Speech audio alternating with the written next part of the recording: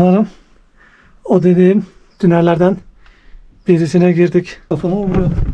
Bayağı bir alçak bir dik yamaç. Nasıl bir geçit anlamadım. İleri doğru gidiyor dostlar. Herkese Çevin Doğantar'dan selamlar, sevgiler dostlar.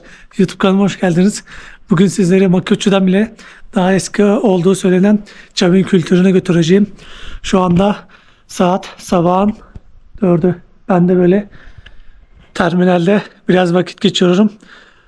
Saat ilerledikçe şehre ineceğim. Kahvaltı falan yapacağım.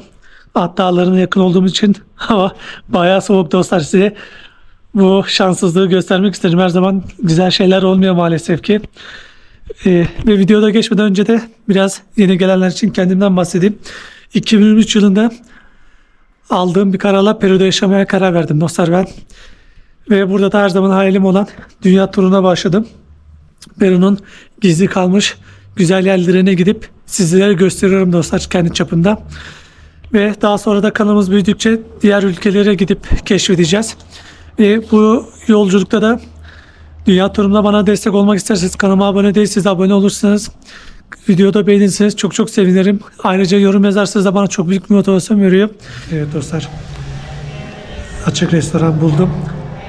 Şimdi oraya geldim. Havada soğuktu baya. Hem sıcak çorba içelim, biraz kendimize gelelim dedim. Sonra videoya devam ederiz. Şöyle Caldo Gallina diye sopa var. Peru'da meşhur. Kocaman tavuk, makarna, yumurta, patatesin bulunduğu. Şöyle sıcak çayımız var. Şimdi bunu bitirelim. Sonra maceraya devam edeceğiz. Restorandan çıktım. Sıcak çorbamızı içtik.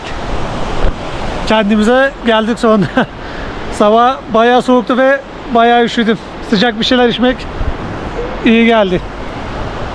Hemen restoranın yanında yerel pazarı vardı buranın. Oraya geldim. Burada da nehir var, böyle dağların, ormanların arasında bir tatlı kasaba. Videonun başında şehir demişim de aklım, yani dilim hep şehir kelimesine alıştığı için aslında burası ufak bir kasaba. Limadan da 8-9 saat sürüyor otobüslerle. Otobüslerin fiyatları da taban fiyatı 50 soles. 50 soles'ten başlıyor, yukarı doğru çıkıyor işte dostlar. Ben de indirimli almıştım 45 soles'e. Şimdi sabah da baktım. Tekrar dönüşe indirimli bilet buldum. Aynı fiyat 45 soles. Ucuzdu. Şimdilik hoşuma gitti. Tabi sabah 8, bir saat daha beklemem gerekiyor. 9'da açılıyor arkeolojik alan. Açıldığında oraya da gidip orayı da keşfederiz. Çavin bayağı bir güzel ve etkileyici dostlar. Peru'nun önemli kasabalarından, kültürlerinden bir yer burası da. Alt dağların ortasında yer alıyor. Zaten hemen aşağısı da Huaraz Alt Dağları diye gidiyor. Ya şu iki opsiyon da var. Dediğim gibi birincisi Lima'dan otobüslerle direkt buraya gelebilirsiniz. İkinci opsiyonda Huaraz'a gidip Huaraz'dan tur fiyatları da satın alıp öyle de gelebilirsiniz. Size kalmış tabii dostlar. Ben daha önce Huaraz'a gittiğim için oraya gitmedim. Direkt buraya geldim. Şimdi buraya kesildim. Hatta şu önemli sembolleri Çavin kültürüne ait ve şehrin birçok yerinde de mevcut. Burası da Plaza de Armas Çavin diye geçiyor. Renkli binaların bulunduğu, şu ileride de belediye binası var. Yolumuzun üstündeyken sizi de burayı göstermek istedim. Gerçekten güzel ve etkileyici. Tarihi her yer, sokakları var. Fakat tadilat sebebiyle meydanı kapatmışlar. İçeri giremiyoruz, sadece buradan size göstermek istedim. Dediğim yere geldik. Şurada bir köprü gibi giriş var. Burası da asıl giriş. Tabi buraya gelince beni daha da heyecanlandırdı. İnternette okuyunca bayağı bir merak etmiştim, heyecanlamıştım. Buraya da gelince bayağı heyecanlandım yani. Biraz. Tabii 15 Soles'te bir giriş ücreti var. Herkese aynı ücret. Şimdi içeriye girdim. Bayağı bir etkileyici gerçekten. Bu da Obelisco Tello, yani dikili taş diye geçiyor. Antik Peru'nun Çavin kültürüne ait dikdörtgen prizma şeklinde bir taş heykel. Muhtemelen banka veya dini tören simgesi olarak kullanılmış, yani olmuş. 1907 civarında da Trinidad Alfaro tarafından Çavin de Huantar'da keşfedilmiş bir dikili taş. Bayağı da oyma ince işçilik var yani dostlar. Enteresan. Daha keşfedeceğimiz birçok alan var. Site, piramitler, tapınaklar, avlular, karmaşık tünel sistemleri, özellikle de Lanzon ve Tello obelisk gibi önemli sanat eserleri de burada bulunmuş. Şimdi hepsini gezeceğiz. Tabii şurada galeri diyor. Yeraltı tüneli sanırım bu da. Galeri Lanzon, Galeri Doble Mense diyor. Gezeceğimiz alan şu kadar büyüklükte bir yer sanırım. Evet, biz buradayız. Şimdi baştan başlayalım, gezelim bu güzel yeri. Bu da Estela Raimondo diye geçiyor. Yani Raimondo Steli diye Türkçe karşılığı. Paralel yüzlü bir monolit veya taş heykel. Ve yanlarında da bir efsanevi varlığı temsil eden düz bir kabartma ile dekore edilmiş. İlk öncesi dövmeli Çavin kültürüne ait bir eser. Tabi bu kopyası, orijinali Çavin'de bulunan müzede sergileniyor. Oraya da buradan sonraya gidip orayı da size göstereceğim. Orası da bayağı etkileyici dostlar. O yüzden takipte kalmaya devam edin. Galleria del Loco var. Şu piramit, bina gibi yerler. İlginç. Gerçekten de insanı büyülüyor. Rehberlik ücretini sordum da o da 50 soles dedi. Yani çok fiyatı yüksek yani. Burada da labirent gibi yer var ama ismi de yazmıyor. Dediğim gibi rehber bayağı yüksek fiyat çektiği için bizde tutmadım. Olmadı. Size bildiğim kadarıyla anlatacağım. Burada da bir çukur var. Dediğim gibi burası da Galleria Loco diye geçiyor. Bayağı etkileyici. Tabii içeri giriş yok. Yasak. Şu arkada da görünüyor mu bilmiyorum ama içeri doğru labirent gibi gidiyor. Oraya daha sonra bakarız, olmadı. Arka tarafa doğru yürüdük. Burada da böyle harika tarihi yer vardı. Şu taşları görüyorsunuz dostlar. Bayağı sanat eseri, yani iyi dizmişler o dönemde. Mühendislik harikası. Tabii şurada yine nehir akıyor. Rehberin demesine göre yani bu alanın tamamını gezmek, bitirmek 2 saat diyor. Büyük ihtimal o da rehber eşliğinde 2 saattir. Tek başımıza gezince belki daha da kısa sürebilir. Şu arkada da ne bir taşlarla ilgili bir şey var. Bayağı etkileyici gerçekten dostlar. Şu arkada da güvenlik bekliyor. bazı yerlere giriş yasak yani. Hala arkeolojik çalışmalar yaptıkları için girişe izin vermiyorlar. Hatta şurada da diyor basmak yasak. Yani yukarı çıkamıyoruz. Şurada yine o zaman ait taş kalıntılar var. Yürürken bir köprü gibi bir yer gördüm. Oradan da tünel gibi bir yer gidiyordu. Ben de yolu takip ettim. Böyle geldim. Burası sanırım o zamanlar yaşadıkları bir yer diyeceğim de bayağı mahvetmişler. Çöp möp. Enteresan yani. Şimdi şöyle gidip size de göstermek istiyorum ama yaptığım iş yasak mı, tehlikeli mi bilemiyorum fakat. Şuradan dediğim yer burası. Şöyle içeri doğru gidiyor. Ha şuradan ben yanlış gelmişim. Şuradan merdivenler var. Şöyle inelim. Tabii tehlikeli bayağı. Nereye gidiyor ben de bilmiyorum. Sizlerle birlikte gidip keşfedelim. İlk başta şuraya bakın. Dostlar, şuraya bakar mısınız? Buradan nasıl geçtiler ya? Oo, bayağı bir örümcek var. Tabii ben de sığamıyorum. Bir arka tarafa doğru gidip bakalım. Bayağı ürpertici yani. Örümcek ağları, sivilceler var burada. Büyük ihtimal yasak da olabilir. Şu arkada da ayrı bir tünel var. Şimdi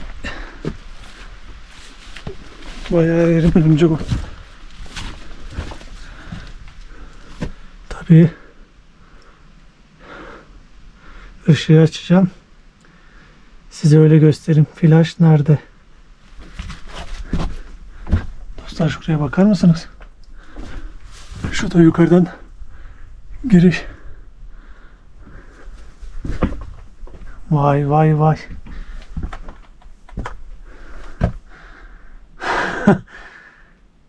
Sanırım o dediğim tünellerden birisine girdik.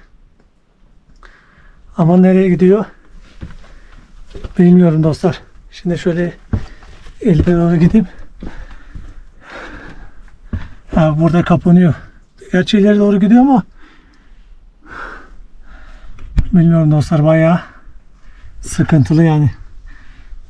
Buradan gidersem bir daha geri dönmem zor olacak. Neyse. Geri çıkalım, biz olmadı.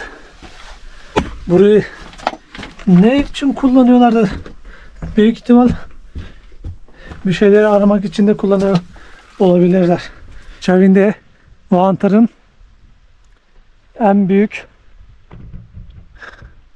arkeolojik yapısına geldik. Burası Tablo Mayor, Tablo Nueve, El Castillo olarak da geçiyor dostlar. Yani buranın mühendislikte taşların oğulması ve cilalanması da ve mimariyle ilişkili taş heykellerde elde edilen yüksek derecede mükemmellik nedeniyle eski Peruların inşaat sanatı olağan büyüstü. Görüyorsunuz ne kadar büyük. Yani o zamandan yani iyi yapmışlar dostlar. Burası da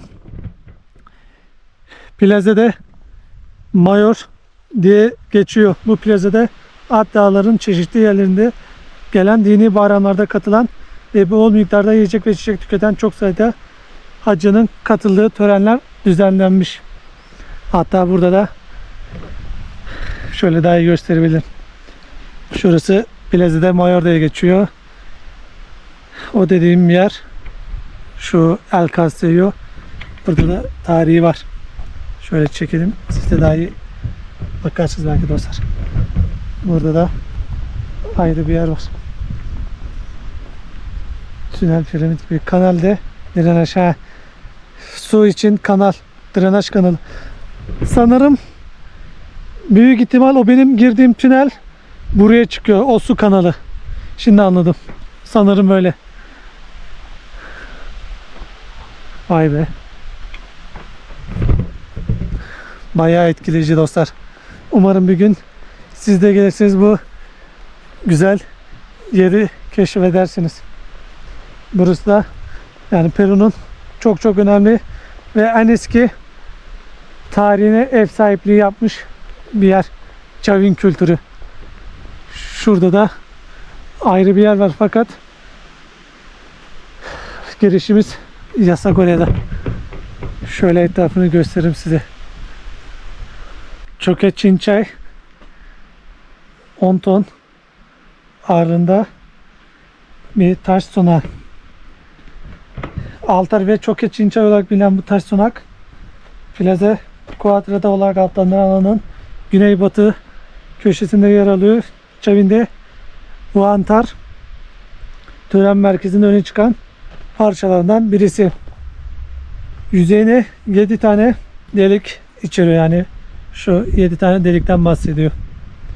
Taş masanın üst kısmında yanlarından biri buraya bir stel veya benzeri bir şeyin yerleştirilmiş olabileceğini düşündüren Lumbrese Gonzales dikdörtgen bir alan bulunuyor.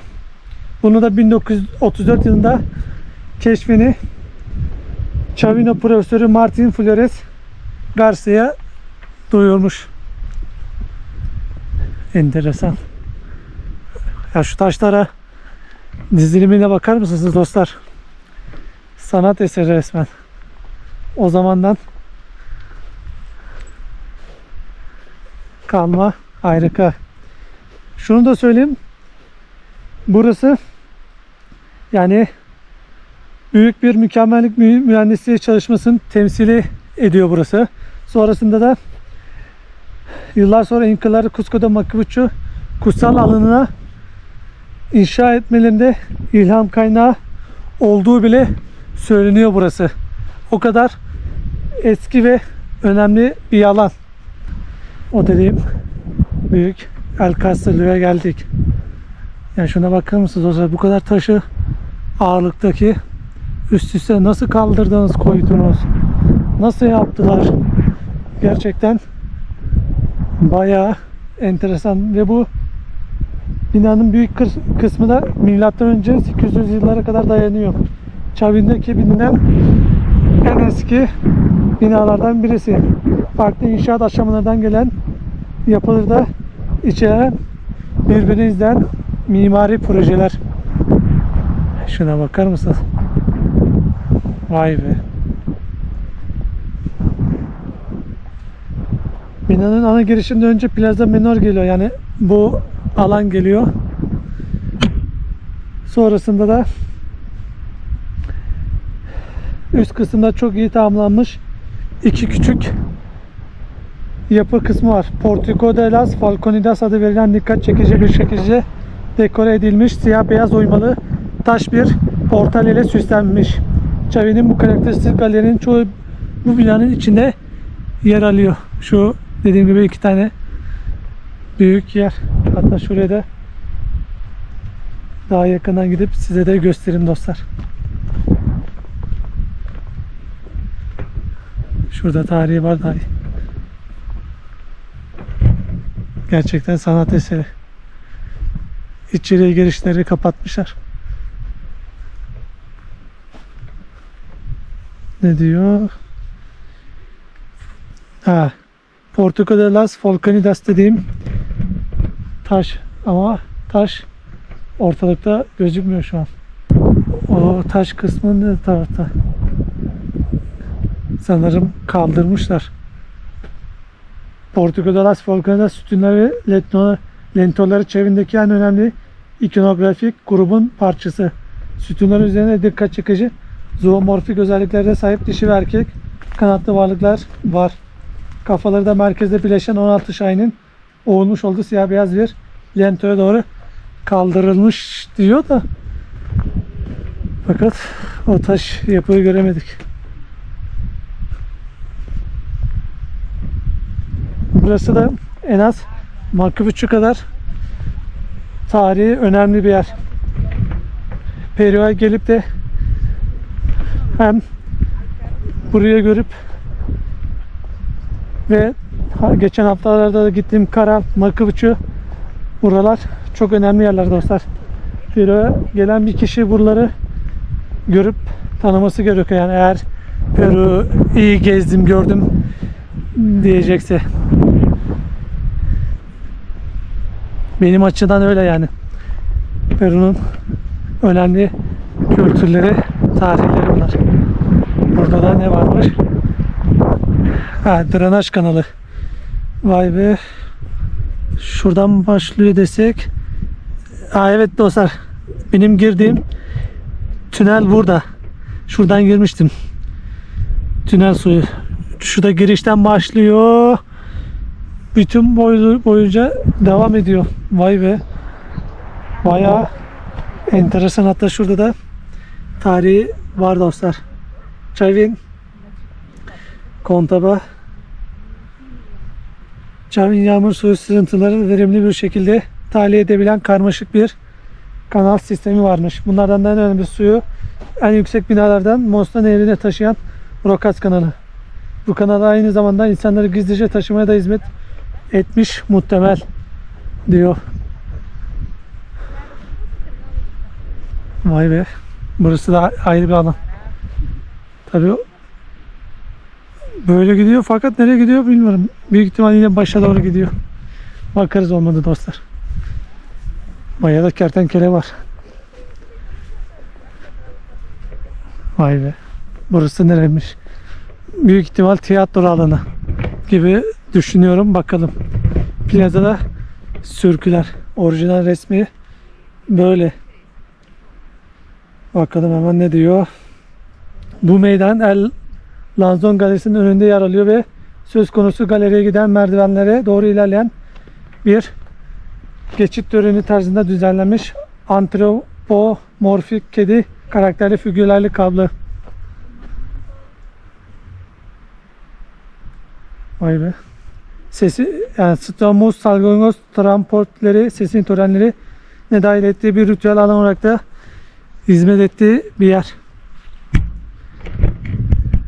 Enteresan. Şuraya bakar mısınız? Yani İnkalara zamanında yani Chavin kültürüne ait adamlar o zaman şaheser yapmışlar resmen. Burada dene tünel gibi bir yerler var. Galeriye El Lanzon'a geldik. Buranın yine önemli yerlerinden birisi. Chavin toplumunun ana tanrısını temsil eden granit heykel, insan ve hayvan özellikle birleştirilmiş bir karakter. Sol kolu aşağıda, sağ kolu ise yukarıdamış. Gidiyoruz. Tabi kamera yasakmış ama ben sağ olsun sizler için yine izin aldım. Burada da şöyle göstereyim sizlere. Şu gördüğünüz yer dediğim gibi Lanzon'un ilk galerisi. Dik bir kol. Enteresan gerçekten.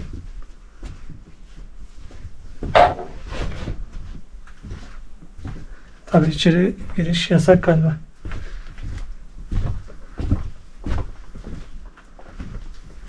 Şimdi şöyle devam edelim. Burada da ayrı bir şey var. Galeride de Las Cavatos'a geldik. Böyle de girişi var. Burası o dönemden mahkumları asmak için kullandıkları bir alan. Burası da yine bir oda. Şu gördüğünüz taşlara mahkumları asıp idam etmişler. Şu taşların ayağımı burkudum. Her bir odada farklı farklı taşlar var. Tabi burası hem tutsak yer olsun hem de depo olarak da kullanılmış bir yer. Şurada da bir geçit var. Fakat nasıl bir geçit anlamadım. İleri doğru gidiyor dostlar.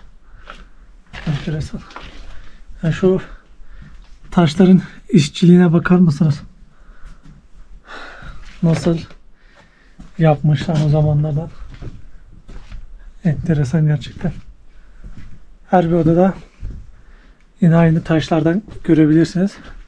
Mahkumlara esir tutulduğu bir yer. Tabi ana geçidin duvarında bulunan giriş bu galeride yaşayan bu hayvanın çokluğundan dolayı yarısalar adı da verilen başka bir galeride girişiymiş. İleri doğru gidiyor. Korkutucu tabi. Şunlara bak. Yani bu bayağı bir enteresan. O zamanlarda mahkumların esir tutulduğu yer. Burası da başka bir yere gidiyor. Tabi giriş yasak ama şöyle ışıkla göstereyim. Bir kapı gibi bir yer var. Sanırım depo olarak da kullanılan bir yer. Farklı oda. Yani bayağı da 2, 4, 8 yani 10-12 kişilik yerler dostlar. Görüyorsunuz bu da bayağı bir uzun tünel de korkutucu. Hayvan çıkacak diye korkuyorum. Yarasa marasa çıkar şimdi.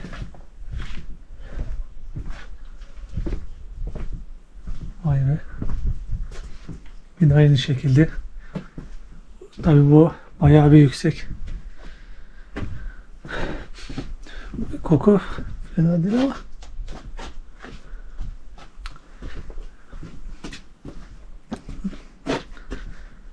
bayağı etkileyici.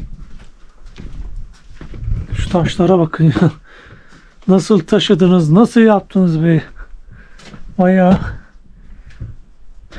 mühendislik harikası gerçekten dostlar. Perular, Machu olsun, anne bu olsun. Bayağı bir mühendislik örneği sergilemişler. Galeriye Doble Mensuel'e geldik. Burası iki paralel galeriden oluşan bir yapı dostlar. Bu galeriler ortalarında büyük bir taş blokla ayrılmış. Ve her iki tarafta da işlenmiş taş kabartmalar ve heykeller bulunuyor. Oy, kafama vuruyor. Bayağı bir alçak bir dik yamaç. Ve burası da bu arkeolojik alanda en büyük galerilerden birisi. Yani gerçekten de bayağı büyük ve alçak. Vay. Oy oy. Şuraya bakar mısınız? Ne kadar etkileyici ve ürpertici. Tabi buraya da giriş yasak. Orada bir şey var gibi. Şöyle gidelim. Burayı Çavindoğantar'daki ritüel ve dini ayinlerin gerçekleştirdiği alanlardan birisiymiş. Muhtemelen dini törenlerinde yapıldığı bir mekan olarak da kullanılmış o zamanlar. Vay vay vay. Şu arkada bir giriş yer var ama böyle enteresan odacıklar var. Şuraya sabitlemişler. Çökmesin diye. Vay vay vay. Böyle gidiyor. Tabii şöyle labirent gibi aynı dostlar. Şöyle gidelim. Yani orada gördüğüm açık. Şurası nereye diyor? Bir başka odamış burası da. Şunu da söyleyeyim. Çavindoğantar'da arkeolojik alanı 1985 yılında da UNESCO Dünya Miraslar listesine giriyor. Yani o kadar eski bir tarihi de var. Sanırım bu kadar.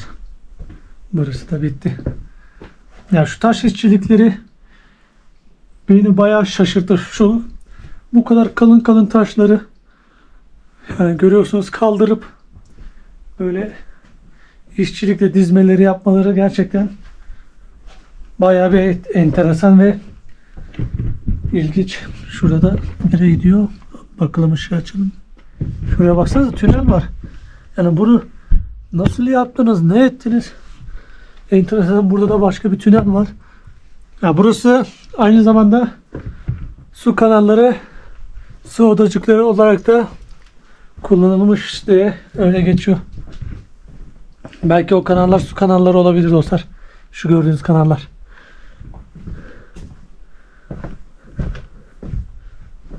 Çevrenin en dikkate değer yönlerinden biri de kablo kafaları. Yani şu kedi özellikleri taşıyan insan kafalarını temsil eden önemli bir dizi taş heykelleri varmış. Bu başlıklarda başlangıçta binaların cephesinin tepesinde bulunuyormuş ve süslü bir konuşta konuyormuş. Çivili kafalar bir bütün olarak da halüsinojik maddenin tüketimi yoluyla sembolik olarak gerçekleştiren insanın kediye dönüşme sürecini temsil ediyormuş. Tabi bu orijinal yapıda. Daha birçok yer var da onlarda zamanla kırılmış, tek bu kalmış. Şurada da görüyorsunuz, parçalanmış. Şöyle de göstereyim. Birçok yerde de var. Tek bir bu sağlam kalmış ve bu da orijinal dediğim gibi. Hatta şöyle de daha iyi gösterebilirim. Şurada da görüyorsunuz. Daha önce ki bölümde yani nasıl diyeyim, buranın yerel pazarında gösterdiğim o başlıklar bunu temsil ediyor dostlar. Burada da tarihi var. Müzeden çıktım. Tekrar buranın yerel pazarına geldim. Biraz dinlenmek istedim çünkü hem sabahtan beri yürü, havada bayağı sıcak. Müzeleri de keşfederken yorucu oldu. Ama gerçekten de beklediğimden de daha da güzel çıktı ve hoşuma gitti. Her zaman bu Çavin kültürünü tanıp bilmek, görmek istiyordum. Bunu da gerçekleştirmek beni mutlu etti. Umarım sizin de hoşunuza gitmiştir video. Videomu da beğendiyseniz de videoyu beğenip kanalıma da abone değilseniz de abone olursanız çok çok sevinirim dostlar. Sizin bu dünya turunda desteklerinizi görmek bana çok büyük bir motivasyon veriyor. Ayrıca videoyla ilgili fikirlerinizi, düşüncelerinizi de belirtirseniz sevinirim. Çünkü sizin yorumlarınız beni çok çok motivasyon ediyor. Şimdiden de her birinize teşekkürlerimi iletiyorum. Bir sonraki macera videosunda görüşürüz. Kendinize bakın. Sağlıkla kalın dostlar.